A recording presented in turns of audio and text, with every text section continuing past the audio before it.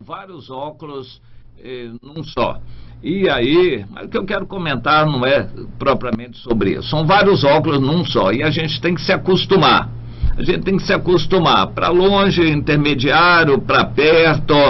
E, bom, eles inventam outras coisas para encarecer o óculos, a polarização, óculos que escurece quando a claridade aumenta, o antirreflexivo e por aí vai. A armação disso e daquilo. Eu vi uma armação de um irmão na Espanha. Ele simplesmente pegou a armação, pegou o óculos todo, embolou, amassou o óculos. Depois ele voltou e tomou a mesma forma. É um óculos de um material, é caríssimo, que pode amassar, embolar, fazer o que quiser. Depois ele volta, ele tem memória de forma. Existem já materiais com essa qualidade. Mas o óculos multifocal, na verdade, são vários óculos num só. E a gente imagina que vem uma gradação e isto deveria facilitar a adaptação. Mas não, essa gradação pode ser feita de várias maneiras. Então, os fabricantes, que não são bobos e também não estão aí para nos servir, mas para faturarem com isto, desenvolvem vários modelos, formatos com o óculos. Existem pequenas variações de material. Tem óculos de vidro mesmo, e a maioria é de um plástico tipo acrílico, e um de baixa densidade, aí os óculos ficam mais grossos, eles usam um material de maior densidade, mas digamos assim, mesmo material basicamente tipo acrílico, um plástico muito duro. Bom, mas o segredo não é o material, o segredo é o formato, o desenho do óculos, que vai fazer essa gradação, óculos de um grau aqui, de outro grau ali, e para perto, aquele grau mais forte para perto, com astigmatismo, óculos cilíndrico, etc, etc. Isso significa o seguinte: a curvatura do óculos não é igual, não é homogênea, o óculos não é igual em todos os lugares, ele é diferente em cada lugar, e esse desenho é projetado por eles no computador, e eles então fabricam aquela lente com aquelas características. A lente não pode ser mudada, girada, ela tem uma posição certa. Tudo isso é muito fácil para qualquer profissional da área. O que me estarrece é o seguinte: eu fui fazer o orçamento, tem uma determinada lente do mesmo fabricante que custa cerca de R$200. E existem várias outras lentes no meio do caminho até chegar a uma lente que custa R$2.000. E eu perguntei e quis me informar sobre esse assunto. A lente de R$200 tem o mesmo material da lente de R$2.000. É o mesmo material, feita no mesmo lugar, a mesma mão de obra, a mesma máquina que faz uma, faz outra. A de R$200 é uma porcaria, digamos assim, é aquela que não se adapta bem ao seu foco. E tem outra de 300, 400, 500, 800, R$1.000, 1.500 e R$2.000, não sei se tem mais ainda, cara. A mesma lente de R$200, mesmo material, custa R$2.000 também. Qual a diferença? A diferença é o desenho do computador na lente. Dá trabalho? Não. É porque eles não querem. O mesmo trabalho, o mesmo material, a mesma mão de obra e o mesmo maquinário pode fazer uma lente que não funciona bem de R$200 e pode fazer uma lente de R$2.000. É só eles quererem. Então a pergunta: por que eles não prezam pela excelência? Por que eles não só fazem uma lente de R$2.000? porque o freguês, o cliente, ficaria satisfeito, muito mais satisfeito. Claro, quem faz um óculos com uma lente de R$2.000 está muito mais satisfeito do que aquele que faz de 200. Então, se eles podem fazer o mesmo trabalho, a mesma mão de obra, o mesmo gasto de pessoal, tudo exatamente igual, para fazer uma lente de 2.000, por que não fazem todas as lentes de 2.000? Bom, porque ia pegar mal e todos veriam que essa lente de 2.000 podia custar R$200 com toda tranquilidade. Mas então, por que eles fazem uma lente de R$200 ruim? Eles fazem ruim de propósito para poderem vender a lente de R$2.000.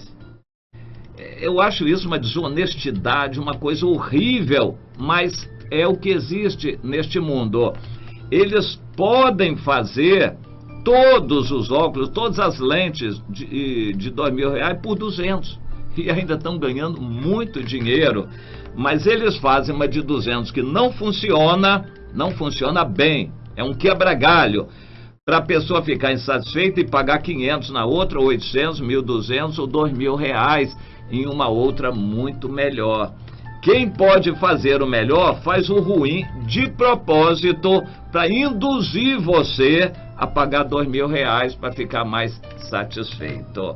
O mundo é assim, é impressionante como essas coisas funcionam e nós estamos neste mundo. Então, você quer um óculos com R$200, ele vai funcionar, ruim, mas vai funcionar.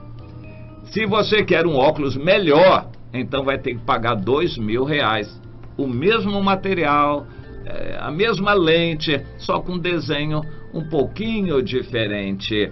Mas por que eles continuam produzindo a de 200 ruim? Para você querer pagar 2.000 numa que funcione melhor. E assim vamos nós neste mundo, escravos dessas coisas.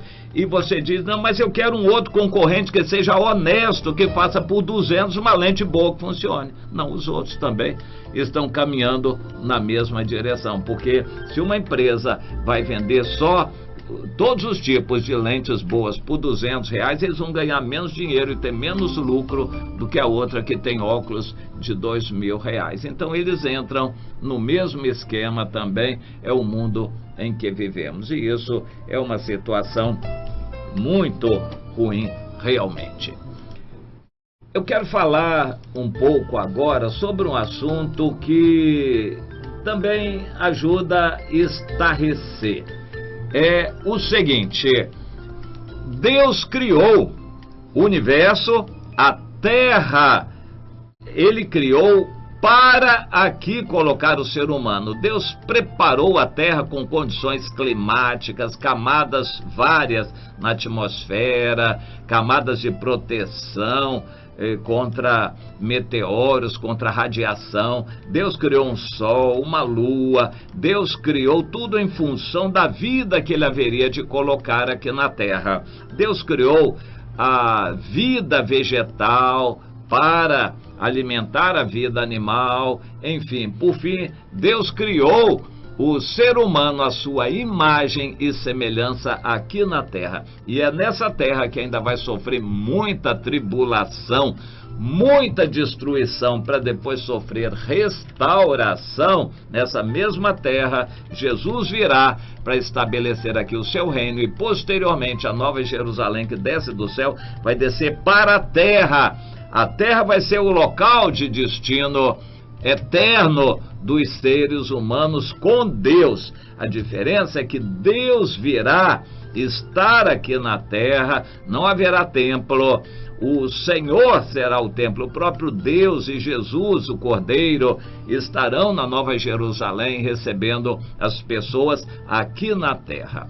Bem, é evidente que Satanás não gosta disso e faz as pessoas acreditarem que o restante do universo, que é muito grande, é infinito, está também povoado de muitos povos alienígenas. São chamados assim, aqueles extraterrestres, os alienígenas. E hoje muita gente está acreditando nisto, mas Satanás não está satisfeito. Ele quer que mais pessoas acreditem que exista vida fora da Terra. Estou lendo um artigo onde alguém faz uma elucubração mental bem complicada para fazer acreditar que exista água congelada lá no interior da Lua. Não há água na Lua, mas eles insistem. Mas por que eles insistem tanto? Eles insistem tanto porque onde há água existe a possibilidade de vida. Vida como existe na Terra só existe existindo água. Se não há água, não há vida semelhante à que há na Terra. Procure entender este raciocínio.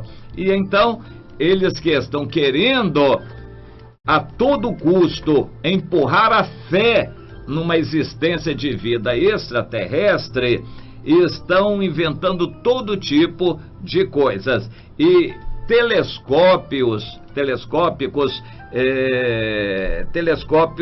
gigantes estão sendo fabricados para escutar, para receber radiações que vêm lá do universo, e eles querem tentar discernir, através de muitos computadores, esses sinais que vêm como radiação de outros lugares do universo, para analisar aquilo e verificar a possibilidade de serem emitidos por vida inteligente fora do sistema solar. Bom, e a conclusão, então, eu estou aqui na minha frente com um artigo do Robert Hart, muito interessante. Ele diz, olha, depois de muitas décadas procurando, e a gente diz sofreguidamente, muito ansiosamente procurando, ainda não descobrimos um único sinal de inteligência extraterrestre. E a probabilidade, no entanto, nos diz que deveria haver vida lá fora. Então, se a gente acha que deve haver vida lá fora, por que não descobrimos nenhum único sinal? Bem, essa é a constatação. Ciência é aqui. O que passa disso, eu vou comentar. O restante do artigo é falsa ciência, é teoria, nada comprovado. Não há um único sinal de vida extraterrestre depois de décadas e décadas de pesquisa científica. Não há um único sinal de elo perdido de evolução entre o ancestral do macaco e o ser humano. Não há nenhum elo perdido, mas a maioria da humanidade hoje, com toda certeza, acredita que o homem veio do macaco, ou seja, ambos vieram de um ancestral comum. Não há uma única evidência, mas o mundo todo praticamente acredita que o homem veio lá do macaco. E assim por diante. Com relação à vida extraterrestre, eles querem fazer a mesma coisa. Não há um único sinal no universo de vida inteligente fora da Terra, comprovado. No entanto, a maior parte das pessoas, por probabilidade, acredita que exista. Por que eles acreditam? Porque não é possível que milhões, bilhões, trilhões de astros, estrelas, que provavelmente têm planetas, nenhuma delas tenha vida. A probabilidade diz que deve haver vida. Então acreditam, mas não há um único sinal. Então ele começa a dissertar sobre o assunto. Se não existe um único sinal, por que razão? Então ele entra lá pelo paradoxo do Fermi e diz, olha, pode ser porque realmente não exista, como diz a Bíblia. Pode ser que não exista vida extraterrestre, que nós estamos sozinhos no universo. Mas pode ser também alguma outra maneira, e ele começa a analisar essas outras maneiras. Pode ser que exista um filtro que impeça que essa vida inteligente avance além de um determinado estágio. Talvez exista vida inteligente lá fora, mas nós sejamos primitivos demais para nos comunicarmos com ela. Ou seja, é uma vida muito inteligente, muito superior a nós, que nós não conseguimos alcançar. Agora, dentro dessa teoria, 3 pesquisadores acreditam numa outra coisa. Os alienígenas existem, mas eles estariam dormindo. São cientistas, pessoas que têm credibilidade de muita gente, que estão falando coisas assim. Deve haver vida, mas eles estão dormindo. Essas vidas estão dormindo. A gente ri de zombaria de uma coisa desse tipo. Bom, existe um Journal of British Interplanetary Society, a Sociedade Interplanetária, o Jornal da Sociedade Britânica Interplanetária. Existe uma revista, um periódico, e eles dizem então, nessa teoria, esse artigo que foi publicado lá, que a vida lá está dormindo. Outros argumentam que o universo está quente demais no momento para que as civilizações avançadas e digitais façam uso mais eficiente de seus recursos. Então, deveria haver uma hibernação, que eles chamam de estivação, uma dormência. O universo tem que esfriar, milhões e milhões de anos vão acontecer, o universo vai esfriar, para que então essas vidas que estão assim dormindo possam ter atividade. Para entender essa nova hipótese, deve-se primeiro compreender a ideia de que a vida mais sofisticada do universo pode optar por deixar a biologia para trás e viver de uma forma digital. Veja bem como as elucubrações informáticas entram nesse ramo. Tendo essas civilizações essencialmente transferido suas mentes para computadores potentes, as civilizações que optam por fazer isso poderiam aumentar suas capacidades intelectuais ou habilitar alguns dos ambientes mais inóspitos no universo com facilidade. A ideia de que a vida possa fazer a transição para uma forma pós-biológica de existência está se popularizando entre os especialistas. Especialistas, se dizem cientistas, estão aceitando em grande quantidade essa transição, que essas outras civilizações já fizeram a transição dessa forma biológica, que é a nossa, para uma forma pós-biológica, uma forma muito superior, e então eles, por causa disso, não têm contato conosco. E ele diz, olha, não é necessariamente inevitável, mas isso é altamente provável, esse Cirkovic, um desses especialistas, e sai por aí afora. Isso é para você ter ideia de como as coisas andam. Não há nenhum sinal, nenhuma comprovação, nenhuma evidência, mas eles acreditam. Agora, se não há evidência, eles já estão partindo para teorias por que a gente não consegue essas evidências. Ou porque nós somos burros demais em relação às outras civilizações e não conseguimos captar os sinais delas, ou porque elas estão dormindo, porque já atingiram uma vida pós-biológica. Bom, é claro que tem mistura de tudo nisso, tem mistura de religião, de Bíblia, de eternidade, de espíritos, demônios, uma forma pós-biológica, é uma forma de espírito, é o espírito, é uma mistura. Eles estão querendo crer em alguma coisa. E Satanás, na grande tribulação, vai direcionar através do falso profeta. Esse é o trabalho principal dele, direcionar a mente dessas pessoas que não querem crer em Deus para crer nessas outras coisas todas, mas eles vão ter que crer no diabo, em Satanás, que vai aparecer aqui na grande tribulação. O dragão vai aparecer, o anticristo, o preposto dele, e o falso profeta, que vai ser o líder da religião. Eles estão fazendo a humanidade crer em alguma coisa. Essa época do ateísmo, de não crer em nada, já passou. Isso não interessa a Satanás. Ele quer desviar as pessoas de crer em Deus para chegarem a crer em Satanás. O mundo vai dar muitas voltas e essas teorias, entre aspas, científicas ou pseudocientíficas, elas vão direcionar tudo para acreditar nessa outra forma de vida, nessa influência dessas outras civilizações, que vai ser Satanás e os demônios atuando aqui na Terra, porque Satanás vai ser lançado para a Terra. Eles estão, então, preparando a mente, inclusive de cientistas, para acreditarem nessas coisas. Muitos assuntos, artigos e reportagens e notícias de jornais, de revistas, reportagens de televisão vão ser feitas com base nessas coisas, em acreditar em extraterrestres, acreditar em vidas de outras maneiras, tudo para não crer em Deus, nem na Bíblia, muito menos em Jesus. Muita coisa vai acontecer, a humanidade vai ser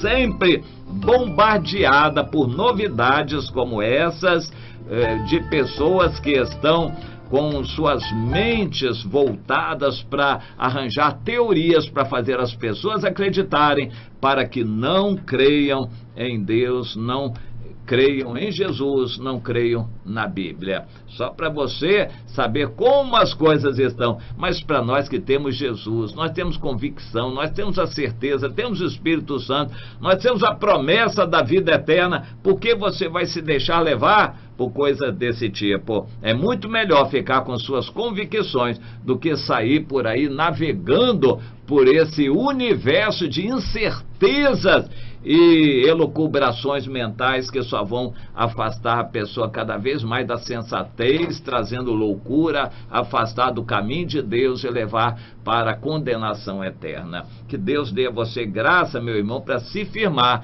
naquilo que é de Deus, que tem peso, tem fundamento, tem razão e tem garantia para o futuro. Isso sim vale a pena.